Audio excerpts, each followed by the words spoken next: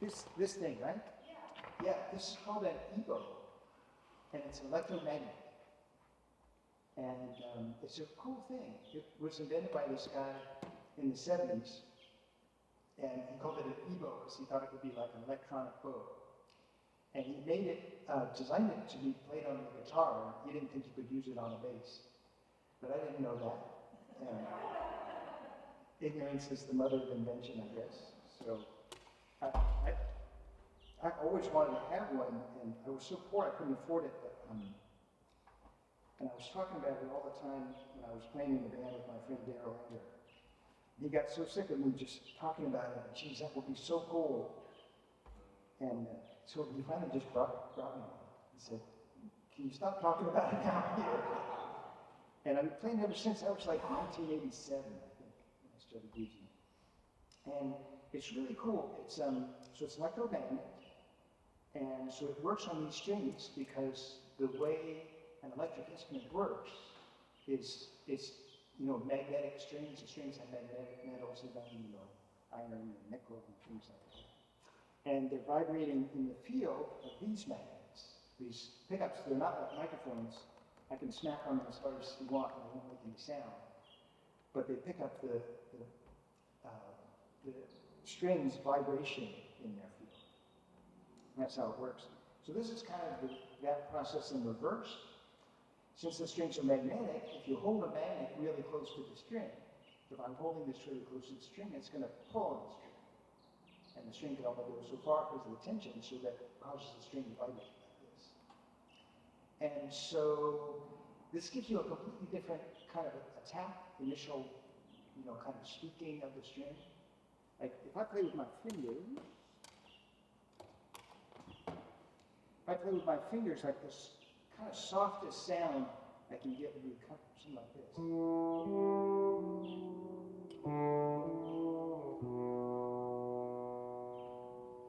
But in any case, the sound is always, it's kind of a hard attack and then a decay.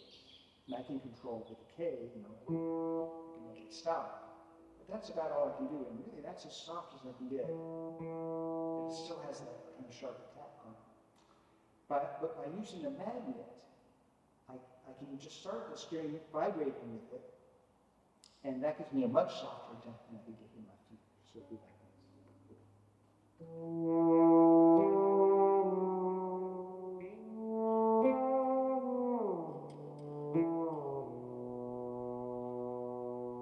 And the cool thing about it is the string will sustain as long as I hold it there, as long as the 9-volt battery that powers it won't run out. So I can hold that about forever.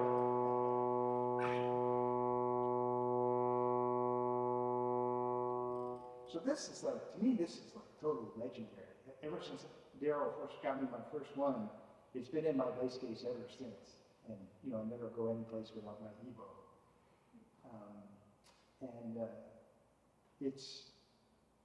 Actually the guy that invented it, Greg, he's kind of become a friend of mine because, for some reason bass players don't seem to use it. A lot of bass players write me angry emails saying, "I got an Ebow and I tried to use it and it didn't work. It's all your fault." And I'm not really sure what the problem is it's, I mean, it's not that hard to use. It's a little tricky, but anything with a musical instrument is tricky, right? I mean, anything you want to do with a musical instrument is tricky. So there's a little bit of technique to it, and it's like super, super sensitive. So you probably saw me moving it around, and I don't know if you can see me tilting it. Every little thing you do is going to have some effect on the tone. And so, it's a little tricky to use, but I wouldn't say it's difficult. Certainly not more difficult than other techniques. And sometimes I'll just hold it in the back of my hand like this, and then I can play regular pizzicato. Just swing it on a beat.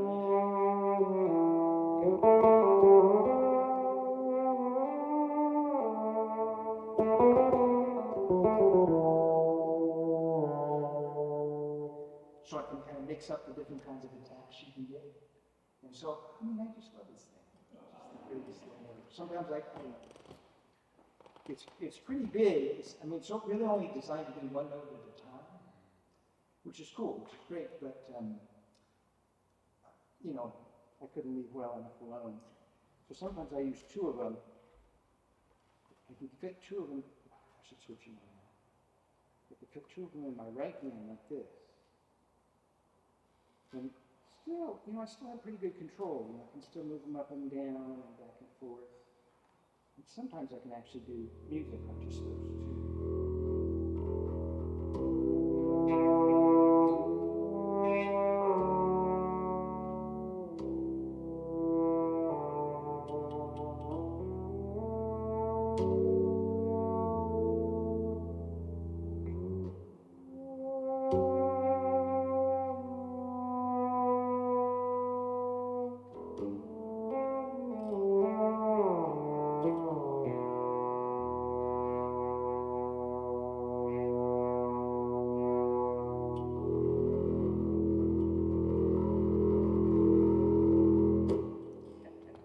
So it's a really fun thing. And yeah, did I answer your question? Sorry, I can carry you away. On the Ebow, you know, when the center position is off, and on it, is that different? Is there something different going on her side?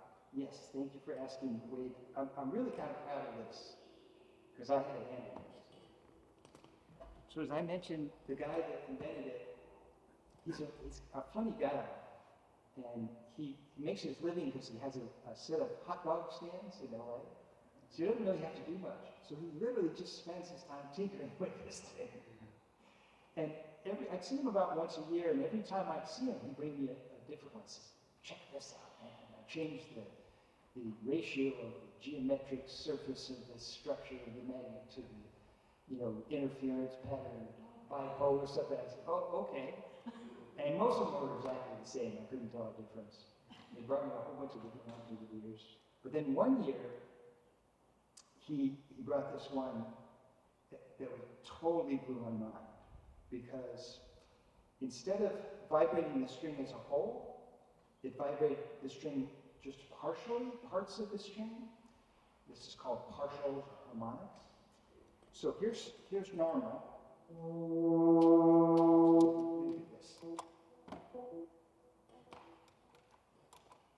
Here's normal. And then here's the harmonic vibration.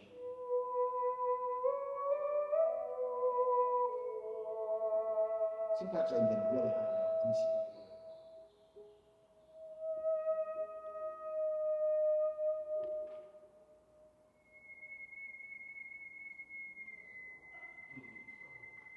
it. So I'm causing the string to vibrate in 7 parts when I do that. And so yeah, so he brought me this one that just did harmonics. And he didn't get that one back. I still have it. And the next time I saw him, he said, what other things could I do with the Ebow? I said, man, what you really need to do is make one Ebow that has both. I could do, you know, regular notes and harmonics. And so the next year, he brought this one. And so the switch, there's this little switch that turns it on. I'll show you. So I'll turn it on. You can see the little blue light that hypnotizes dogs and small children. And that's when I'm kind of pulling the switch to me. And the switch now goes the other way as well. So if I kind of push it away from me, so that's for harmonics. And this is regular note. So I can switch in the middle of the note. Here's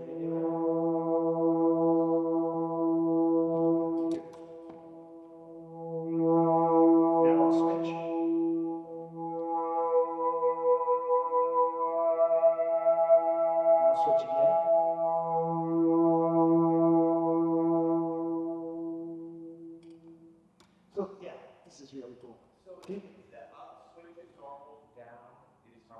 Yeah, it kind of depends on your point of view. For me, yeah, up is normal and down is harmonics. Okay. Yeah. And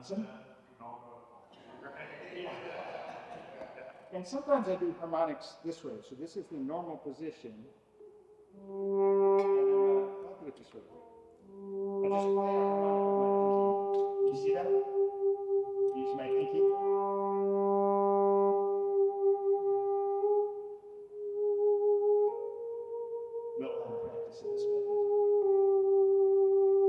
So forget it without that.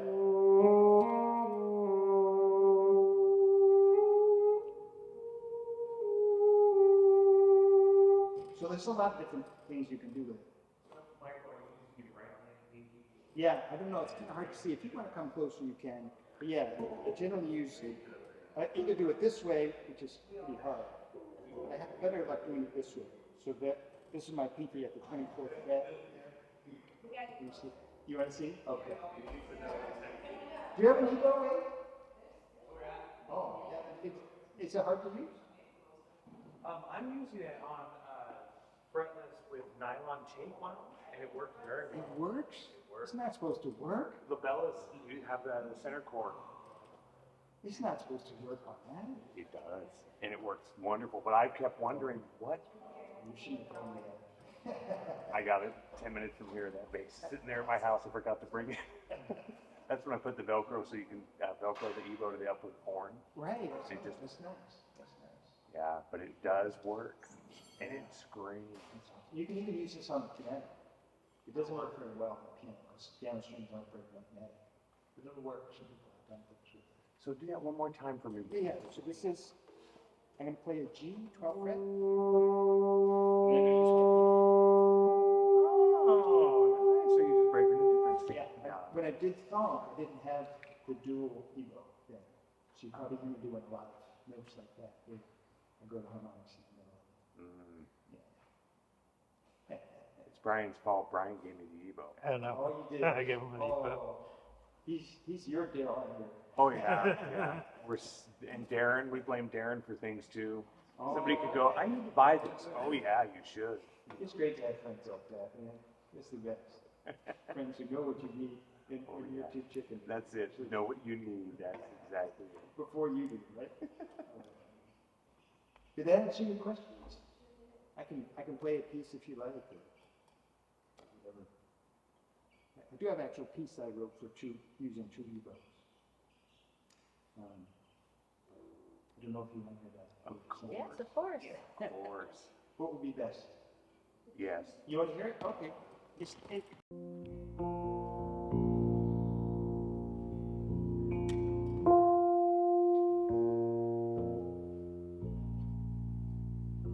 All right, so I'll play this piece for you.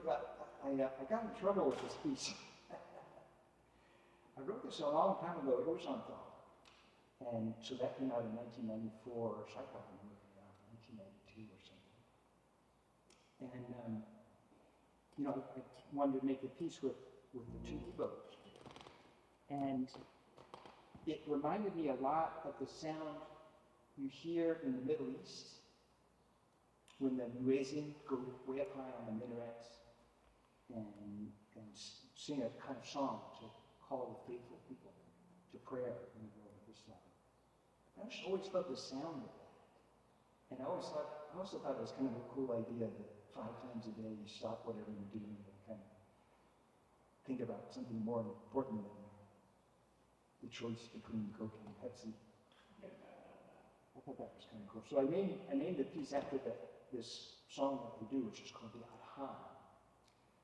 But I've since gotten all kinds of hate mail from people saying that I shouldn't say that it is that. But I'm not sure. So yeah, this is called Adhan. Let me see if I can remember how to do this. Yes.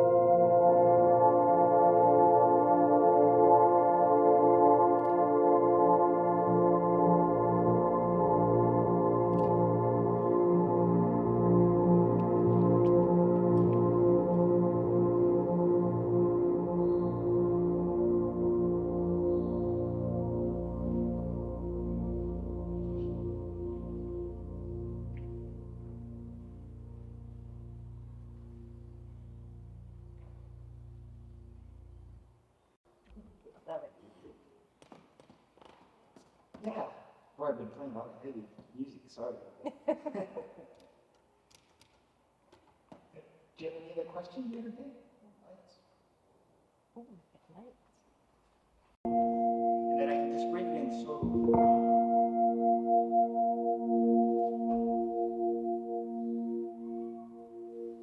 And then this one on this side does a massive echo, just insane echo. So that's like this. I'm gonna do smooshing. Now I'm bringing the echo.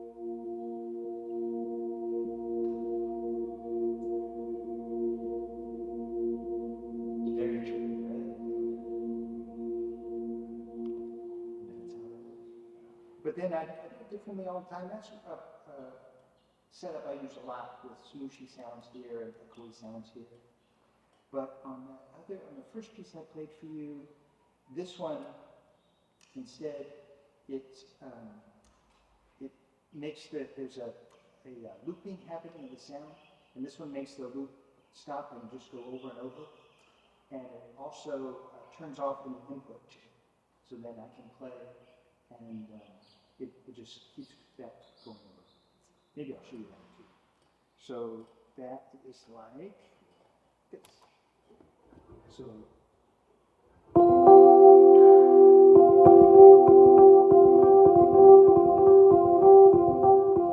Now that's just going to keep playing.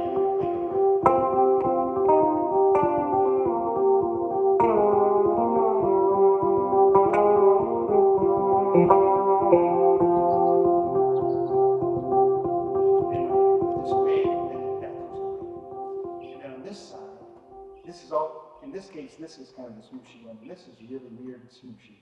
This does this.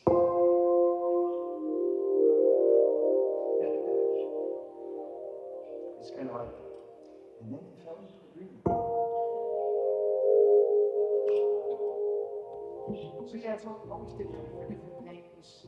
On that piece I played, the Wittgenstein piece, that's a little complicated actually. I have to use all the buttons, every button I have for this. I wish I had a couple more. But in that case, each one was taking a harmony, and when I push it up like this, it holds on to that harmony, and then I can play over that.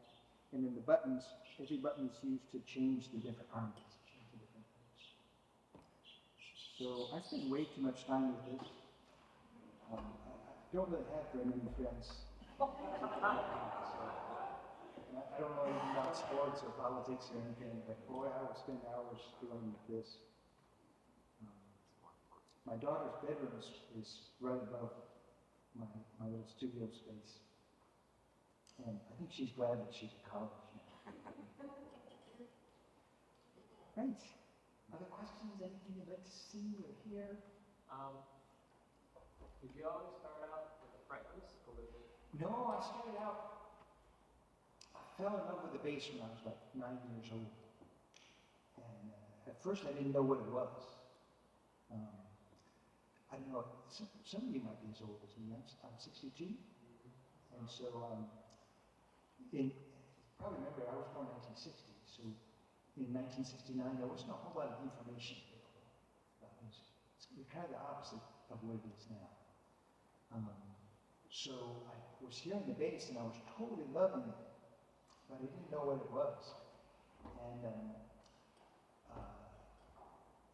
the one place I knew that I could hear the bass just by itself for just a second was in the theme song to a TV show.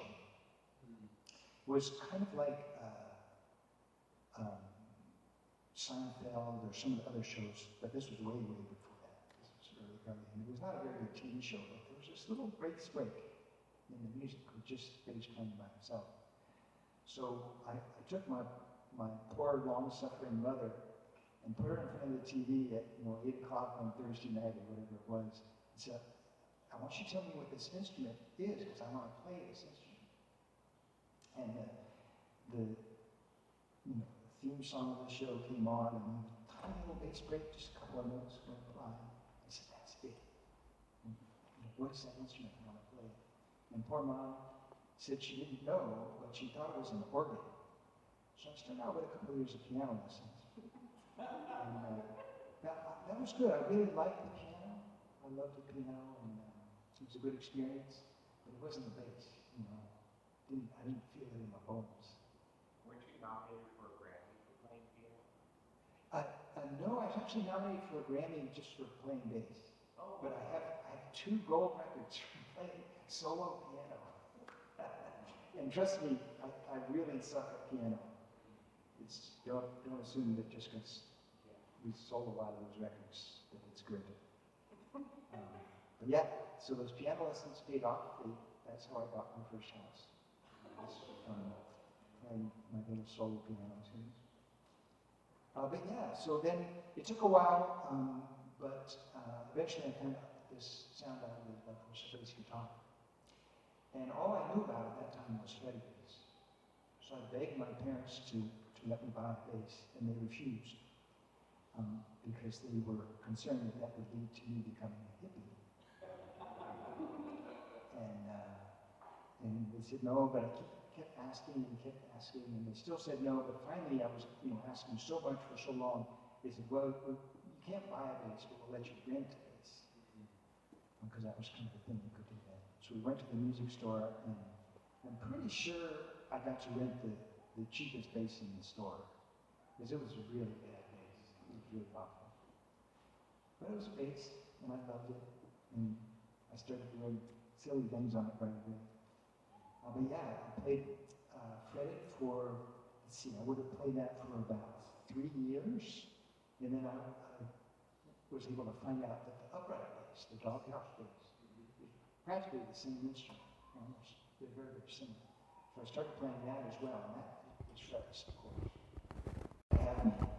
I even learned how to play tuba a little bit, so I could play in the marching band.